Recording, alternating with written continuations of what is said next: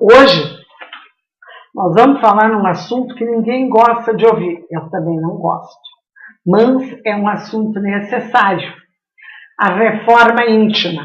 Quando a gente fala assim, que vai falar em reforma íntima, tem gente que pensa assim, e tem uns que pensam em voz alta, porque eu já ouvi dizer, lá vem ela de novo com aquela tal de reforma íntima. Pois é que a gente fala em reforma íntima, mas não se reforma. Né? Custa muito tempo para reformar um pouquinho assim. Então, tem que continuar falando, né? Quando nós estivermos mais aptos para nos reformarmos mais depressa, aí nós passaremos para outros assuntos mais leves, né? Eu tirei o assunto desse livro aqui, A Reforma Íntima Começa no Berço, do Américo Marques Canhoto. Pena que ele não escreveu esse livro antes, quando eu era moça ainda, porque eu teria aproveitado. Mas agora aproveito para passar o ensinamento para os outros, né?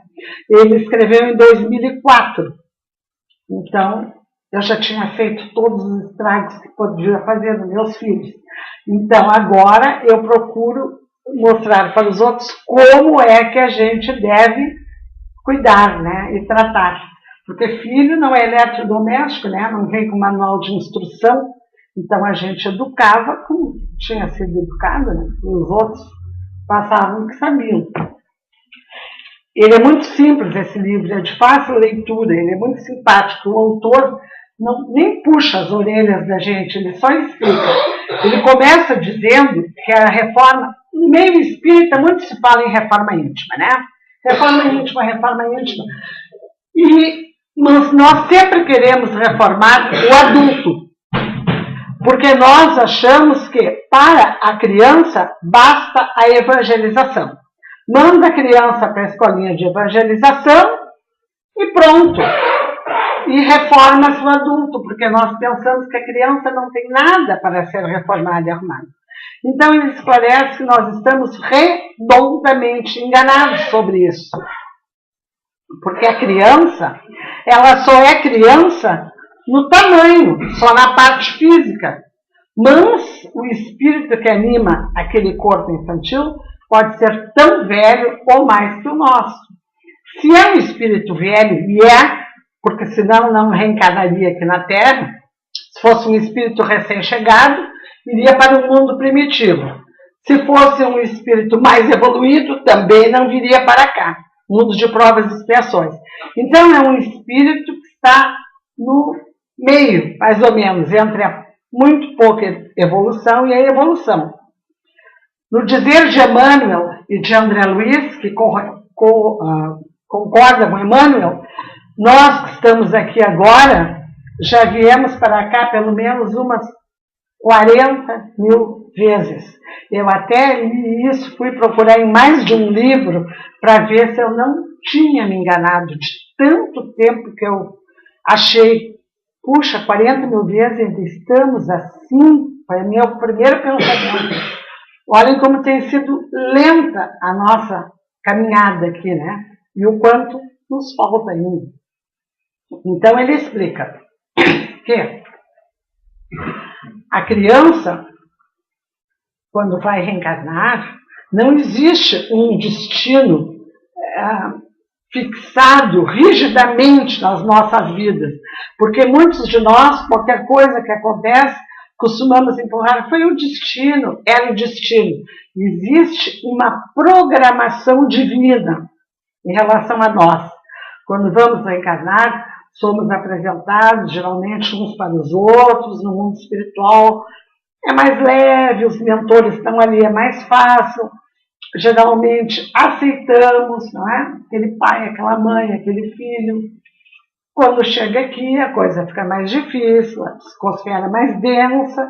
Muitos de nós obtêm sucesso, alguns nem tanto assim. Felizmente existe a reencarnação, né? E temos sempre também nos ajudando o nosso anjo guardião, tutelar, que é quem serviu de avalista para a nossa nova existência. É como se fosse o criador de uma casa que fôssemos alugar. O nosso anjo guardião, ele aposta em nós e fica nos ajudando. E se alegra quando acertamos, né? Ele torce por nós. Então o autor explica que dividir o corpo, a mulher dividir o seu corpo com um espírito reencarnante não é fácil. Ela tem que abrigar no seu corpo, seu espírito, seu corpo físico tem que abrigar outro corpo físico com outro espírito. Se aquele espírito é amigo da mãe, se a mãe e o filho têm uma história de amizade, de simpatia, a vibração vai ser boa. Geralmente ela vai ter uma boa gestação. Mas vamos que a mãe esteja gestando um adversário do passado. Vejam só. Ela pode ter tendência à rejeição, à criança, né? Antipatias, aversões, sem nem saber por quê. Mas se ela não sabe o porquê, ela não deve se culpar também. Ela tem sim que bater na fluidoterapia, no evangelho no lar, nas orações, porque de qualquer maneira, se já está ali no seu ventre, ela vai ter que receber aquela criança. E receber com amor. Não é? É muito comum quando alguém está gestante, nós encontramos a pessoa e perguntamos, né, por curiosidade às vezes. E daí, tudo bem? Como é que está indo a tua gravidez? Ah, bem, assim. E daí, é menino ou menina? Tem pessoas que não têm curiosidade de saber o sexo antes, mas quase todas as futuras mamães respondem para nós.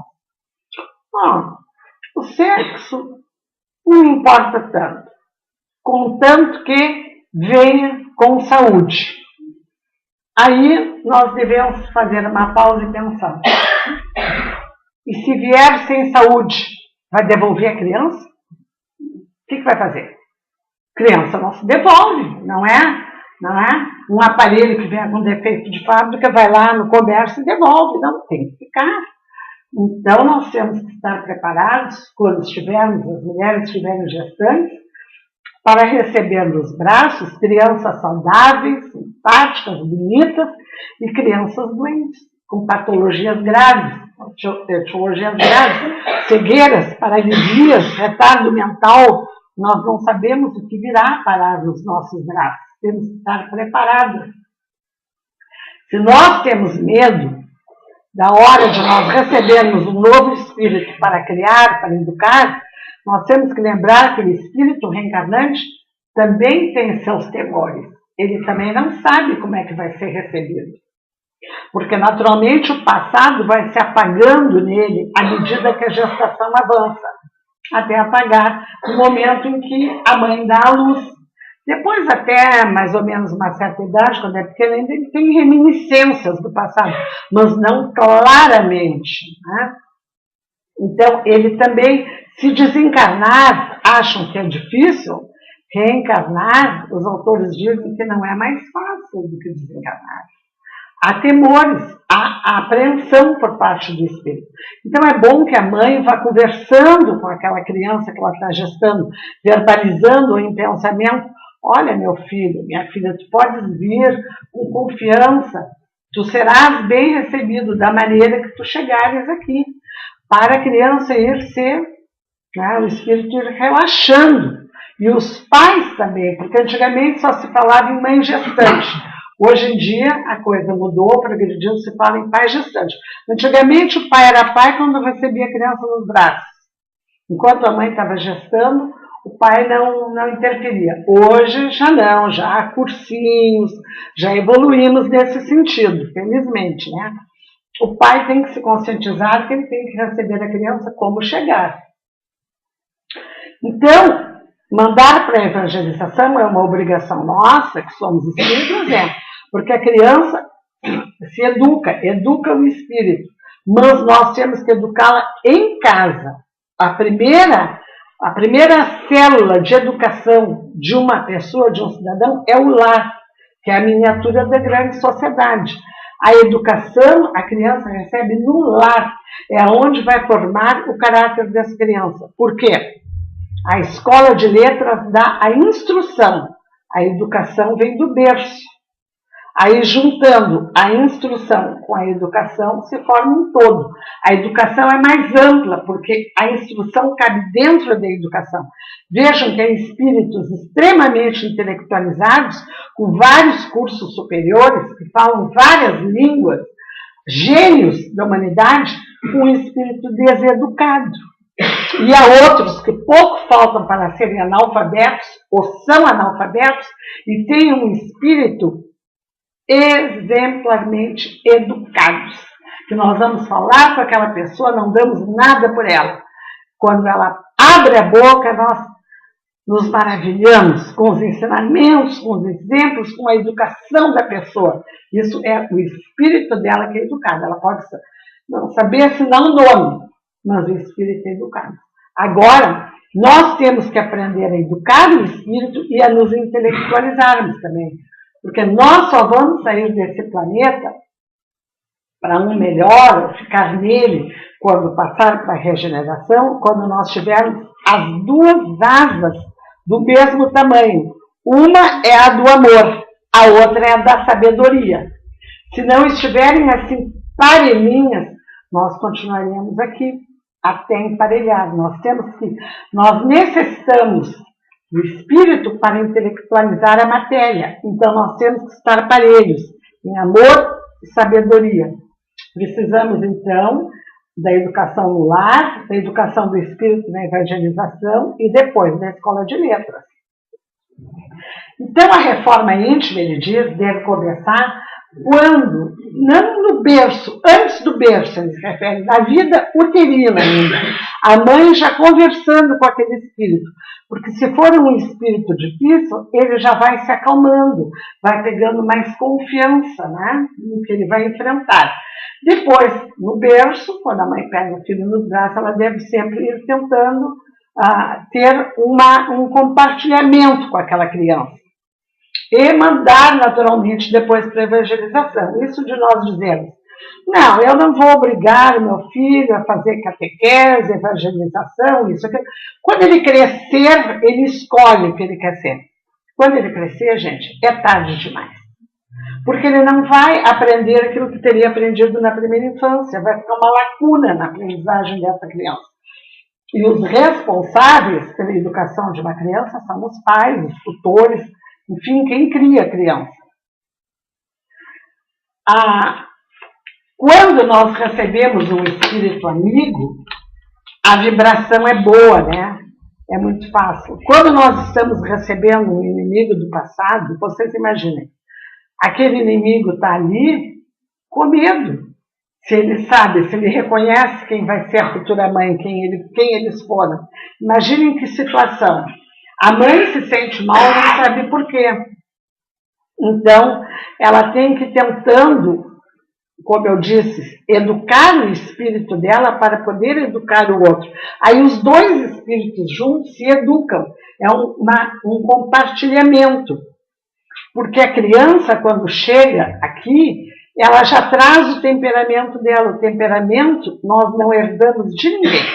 Não adianta querermos dizer assim, eu sou impulsivo, agressivo, tenho reações emocionais rápidas demais, porque puxei ao meu pai, meu avô, meu tio-avô, meu bisavô. Não, nada disso.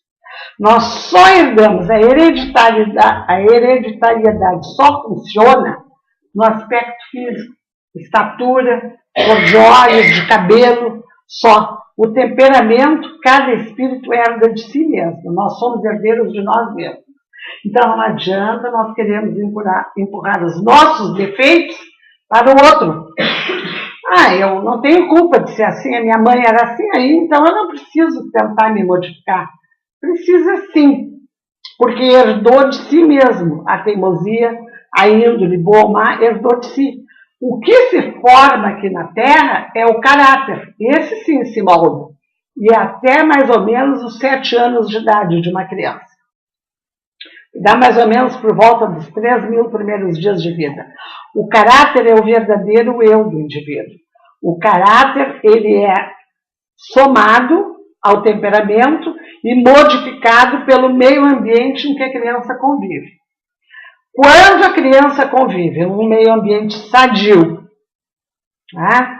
Um meio ambiente exemplar, de boas atitudes, porque a criança ela tende a imitar o adulto. E se ela gosta e confia naquele adulto, por mais errado que o adulto esteja, ela vai procurar imitar, porque ela gosta, ela acha que está certo. Veja a responsabilidade enorme que é receber um espírito nos braços, né? Então, nós temos que dar o melhor de nós para as crianças que chegam. De preferência, para quem é pai e mãe, não brigar na frente dos filhos. Porque é terrível para os filhos quando veem os pais brigando entre si. Porque, não pensem, se eu soubesse isso há 40 ou 50 anos atrás, eu teria armado as brigas que eu armei na minha casa. Eu não teria. Mas, naquele tempo, eu não sabia disso. Era toda intelectualizada e um espírito perdido. Sabia pouco. Quando a gente é moço, a coisa é diferente. A gente pega o livro dos Espíritos, lê uma vez um pedaço, ou o Evangelho, e pensa que sabe muito de Espiritismo, que entende muito. À medida que nós vamos avançando na idade, nós vamos vendo como nós sabíamos pouco, e como nós sabemos pouco ainda.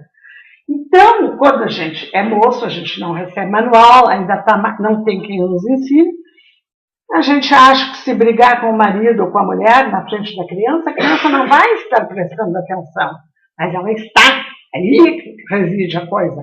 A criança é atenta, ela é atenta em tudo que se passa ao seu redor. Ela fica insegura. A criança que vive num lar que os pais brigam muito, ela fica uma criança insegura, porque ela pensa que os pais já vão se separar, ela não sabe como é que vai ficar a situação dela, ela é medrosa, ela fica com complexo de inferioridade, ela não tem afirmação na vida, ela se torna intranquila, é um adulto que provavelmente não vai ter muito sucesso na vida, porque ele não vai acreditar nele. Se nós ainda criticarmos a criança, pior ainda. A criança que é criticada, que recebe severos castigos quando não se porta bem, ela cresce com toda aquela insegurança e aquela dor dentro dela. Dificilmente ela vai se animar a formar um lar. E se ela formar um lar, vai ser mais ou menos nos mesmos moldes do lar em que ela viveu. Ela não vai saber fazer melhor. Porque quem não recebe amor, não tem amor para dar. Quem não tem um espírito educado, não pode educar o outro espírito. Vejam bem, nós só damos para os outros daquilo que tem dentro de nós. Né? Então, a nossa responsabilidade, os evangelizadores, educadores, pais, tutores, professores, é enorme na formação do caráter de uma criança. Porque quando chega aos 18 anos de idade, o caráter está consolidado. Aí nós só vamos ajudando, ajeitando aquele, mas não tem mais nada para formar de caráter. Aí então surge a personalidade, que a personalidade é a soma do temperamento mais o caráter. A personalidade é a forma pela qual nós nos mostramos para a sociedade. Só que, como nós queremos ser aceitos, porque todos querem ser aceitos, tá? Uns ainda aguentam melhor a rejeição. Tem outros de nós que aguentam muito mal a rejeição. Tem outros que nem aguentam. Fazem qualquer coisa para serem aceitos pela sociedade. São pessoas carentes. Quanto mais carência, mais aceitação nós queremos, mais aplausos, nós queremos ser amados. Todos querem ser.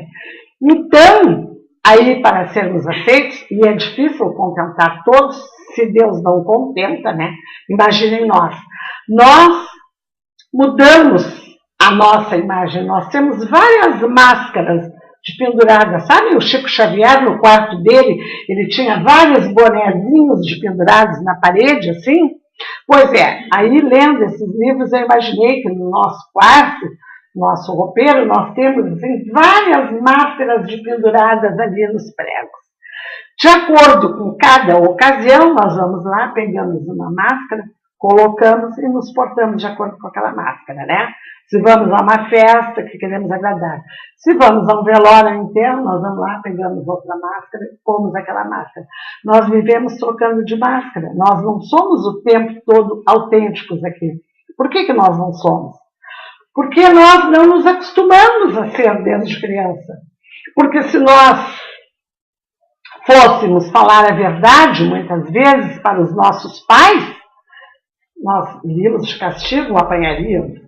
Os nossos professores poderiam não nos entender. Naquele tempo, mais antigo, mais recuado, os professores davam de régua na cabeça dos alunos. Muitas vezes, punham de castigo de pé, de virado para uma parede. A pessoa ficava horas ali, sentado, separado.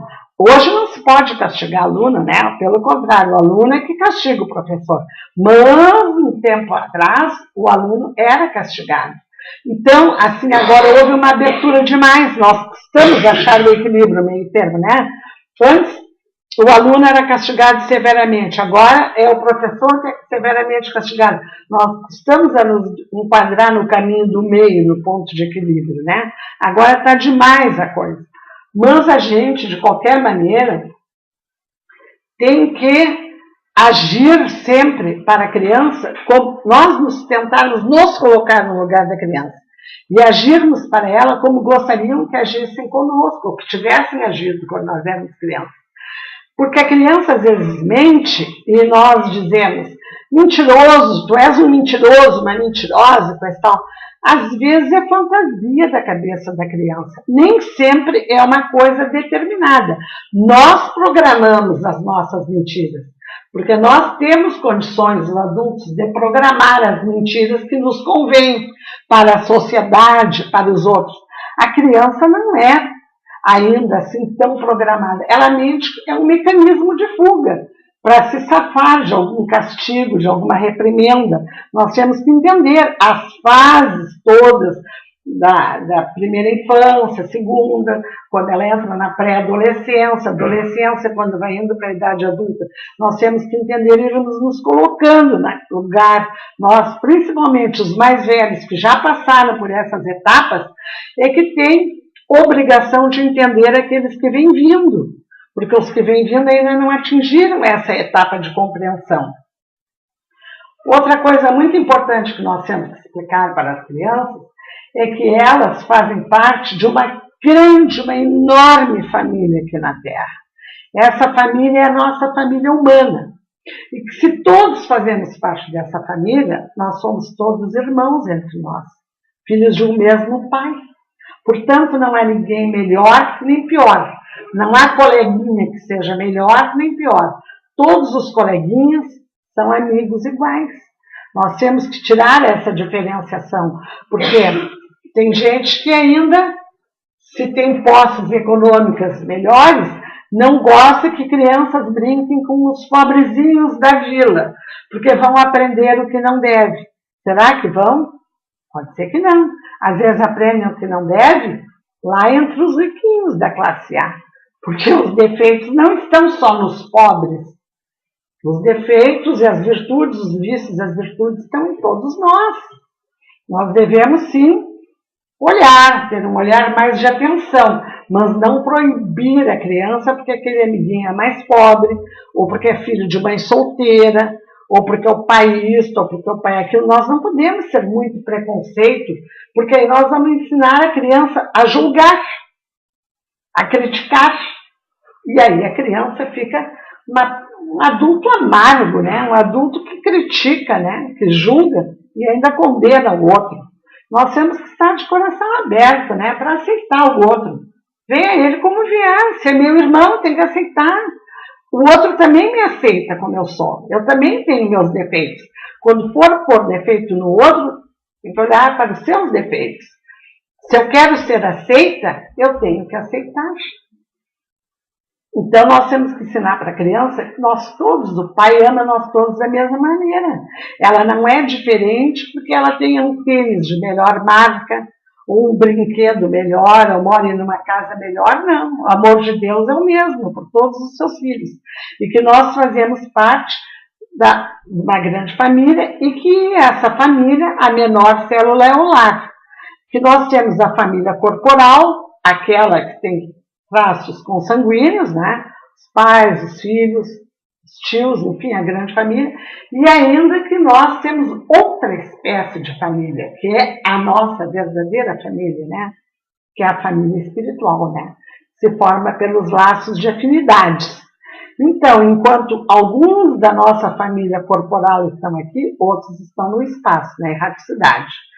Enquanto alguns da nossa família espiritual estão aqui, caminhando conosco, nos ajudando ou nos ensinando a aprendermos certas lições, a maior parte da nossa família espiritual certamente está no mundo espiritual.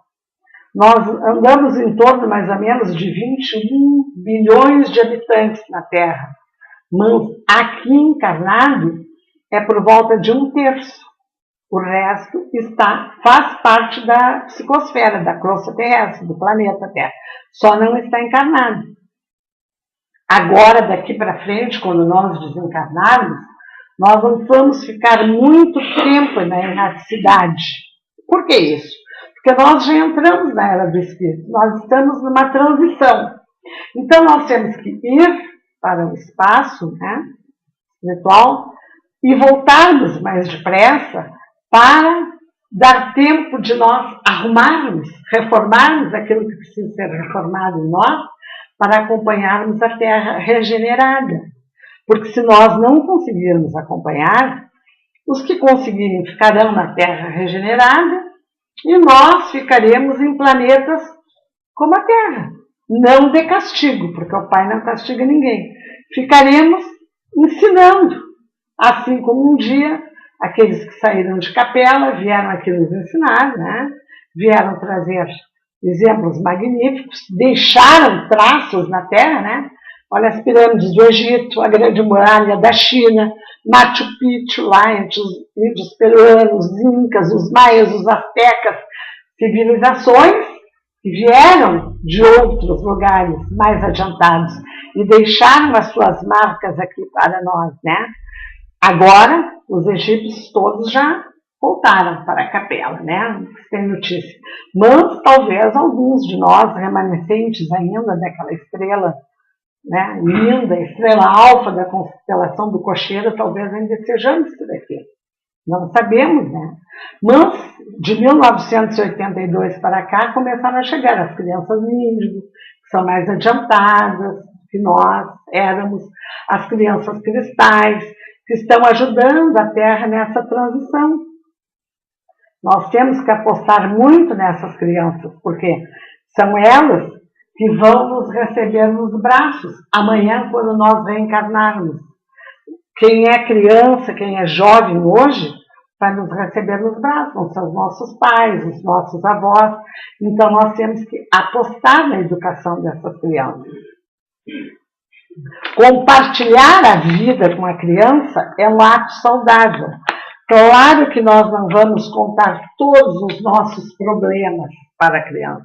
Não vamos fazer dramas, porque senão ela vai pensar: que mundo é esse em que eu cheguei, que eu estou chegando, que só fala em dores e problemas e coisas ruins. Também não vamos exagerar. Nós temos que nos pautar por uma conduta moderada. Aos poucos, a criança vai abrindo os olhos para a vida e nós vamos ensinando na medida que ela vai progredindo. Uma coisa que nós devemos fazer é trocar a palavra problema por lição. Porque tem gente que tem pessoas problemáticas que fazem de tudo um problema. Tudo é problema nas suas vidas, né? Mas, meu Deus, nem tudo é problema. Se nós prestarmos bem atenção, às vezes aquele grande problema era justamente a lição que nós estamos precisando aprender, para não termos mais outros problemas. Então, se nós dissermos para a criança: olha, isso não chega a ser um problema, é uma lição que nós temos que passar por ela, mas depois que nós aprendermos, talvez nós não precisemos passar mais por essa, vamos passar por outras lições, depois outras. A boa notícia aqui é que tudo passa, tudo é transitório. Nós estamos de passagem, somos passageiros, que paramos por instantes, porque esta vida aqui na frente da eternidade não passa de minutos. Por instantes, nós paramos nessa estação terrestre. Não é? Mas este trem, que nós estamos viajando nele, desde antes, quando estávamos na erraticidade, ele vai indo. Ele tem um destino final. Ele para, de vez em quando, em algumas estações. Ele tem vários vagões. É como se estivéssemos viajando num trem de passageiros com vários vagões. Né? Tem a primeira classe, a segunda classe, a terceira classe. Os mais evoluídos estão na primeira classe, os outros na segunda, os outros na terceira. Podemos passar da terceira para a segunda classe, da segunda para a primeira. O bom é que da primeira nós não vamos passar para a terceira classe, porque tudo que se aprende fica conosco. É um patrimônio do nosso espírito imortal, não se desaprende. Essa é a boa notícia. Nós caminhamos para o alto, para a frente, para o alto. A linha da evolução é contínua. O espírito não retrograda, não vai para trás. Quando muito, fica parado no mesmo lugar, o que já não é um avançar. Mas voltar para trás não volta. Pode parecer aos nossos olhos uma reencarnação qualquer que voltamos, porque se vem com menos posses financeiras, ou menos posição social, ou menos títulos, mas isso para o espírito não importa. Para o espírito importa o aprendizado só. Importa a essência da vida, não as aparências. Então, que ele não retrograda é certo. Nós temos que cuidar muito, agora que já sabemos como começa a vida, com os nossos vícios, os nossos impulsos, as nossas tendências, as nossas compulsões. Todos nós temos um pouco de cada coisa disso dentro de nós. Uns mais, outros menos. Uns têm qualidades que outros não têm. Outros têm defeitos que outros não têm. À medida que nós vamos crescendo, nós vamos passando dos instintos para as emoções, das emoções para os sentimentos. Dos sentimentos inferiores, nós passamos para os sentimentos superiores da alma. Os inferiores, todo mundo aqui conhece, né? O ódio, a ira, a tristeza, a mágoa. A tristeza não faz muito bem, a não ser por pouco tempo, mas nós não devemos ser tristes crônicos, né? O ressentimento, a falta de perdão, isso são sentimentos inferiores, eles não levam a nada, eles intoxicam a criatura, né? Tem gente que quando não gosta de uma criatura, não para de falar naquela criatura. Mas pensem bem, se eu não gosto de alguém, por que eu penso tanto nesse alguém, falo tanto nesse alguém? Porque se a pessoa começa a pensar e a falar, e diz que é inimiga da pessoa, ela não está sendo inteligente, porque ela está carregando o inimigo dentro do peito, né? Se eu não gosto, o Divaldo mesmo disse, o ideal é aprender a amar o inimigo. Mas se não der, em último caso, se nós não conseguirmos perdoarmos completamente amarmos, pelo menos não odeie o inimigo. Deixa o inimigo em paz lá, quietinho no canto dele. Não mande vibração negativa. Não pense mal e não fale mal do inimigo. Porque se nós falarmos mal do inimigo, pensarmos mal, vai que o nosso pensamento bata ali, vai rebater com mais força em cima de nós. Nós mesmos é que seremos os prejudicados. Agora, se nós pensarmos com amor, com muito amor, com mais amor ainda, uma hora nós vamos amolecer aquele coração. Porque as sombras, a luz quando avança, desfaz qualquer sombra. E contra o ódio, o amor vence sempre contra o ódio. Porque o ódio, ele imanta sim as criaturas. Mas o amor apenas une. Mas une de tal forma que é muito mais poderoso que o ódio. Vejam, então não adianta nós dizermos, eu nunca vou perdoar. Ah, vai. Um dia vai.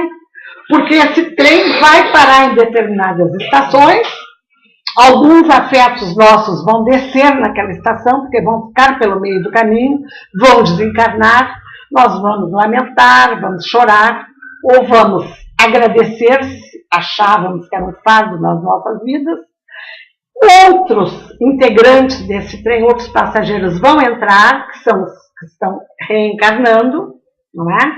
E os vagões vão continuar sempre a sua viagem, e um dia ele vai chegar na sua estação final. Essa estação é o porto seguro dos braços de Jesus, e nós todos chegaremos lá. Mas para chegar lá, nós temos que estar usando o traje nupcial do banquete. Vocês lembram da parábola do banquete de casamento? Que aquela pessoa que não estava com o traje nupcial foi expulsa.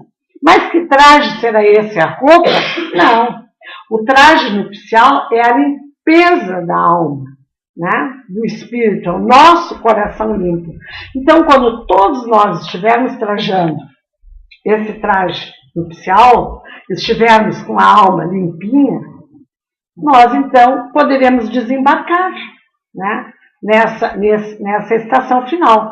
Aí nós estaremos, vocês sabem que só reencarna aqui na Terra, os espíritos só reencarnam aqueles que ainda não estão livres do círculo das reencarnações.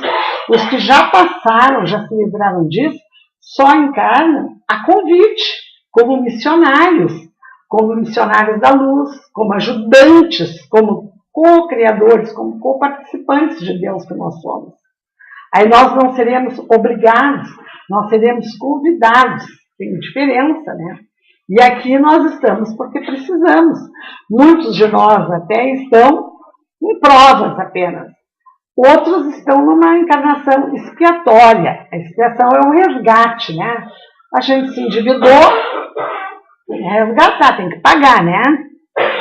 Deus não erra o endereço do endividado. Então não adianta nós nos acharmos vítimas. Eu não merecia essa vida. Merecia sim. Se não merecesse, não estaria levando. Então, quem nasce lá no Ceará é porque mereceu nascer lá. Quem nasce aqui no Rio Grande do Sul é porque mereceu nascer aqui. Quem nasce numa família pobre é porque mereceu nascer na pobre. Quem nasce numa família mais culta, mais educada é porque mereceu. Porque nós é que fazemos. Se estamos achando que não está muito boa a vida como está neste momento, vamos arregaçar as mangas e trabalhar.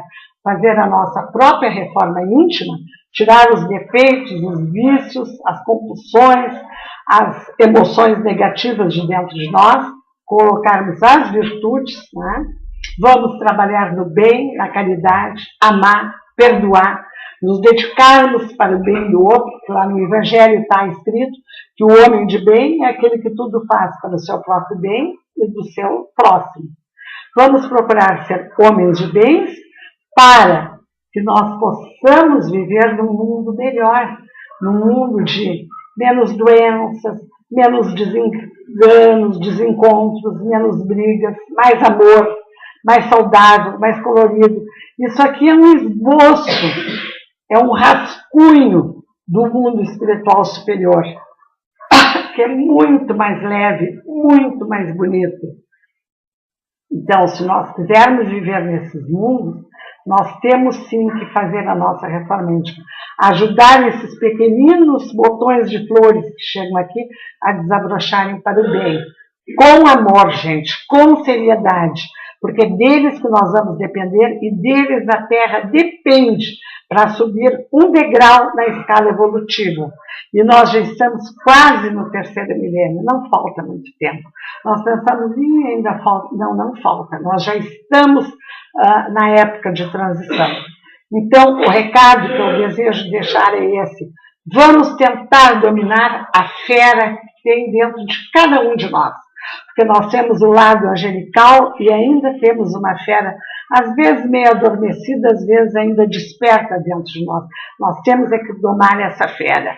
Quando nós pensarmos assim, eu não levo desaforo para casa. Fulano me fez um desaforo, eu vou lá bater boca, vou rebater na altura. Vou dar um tapa na criatura para mostrar quem eu sou. Vamos dar 2 passos e recuar, voltar. Se nos taxarem de covardes, não faz mal. Sejamos covardes.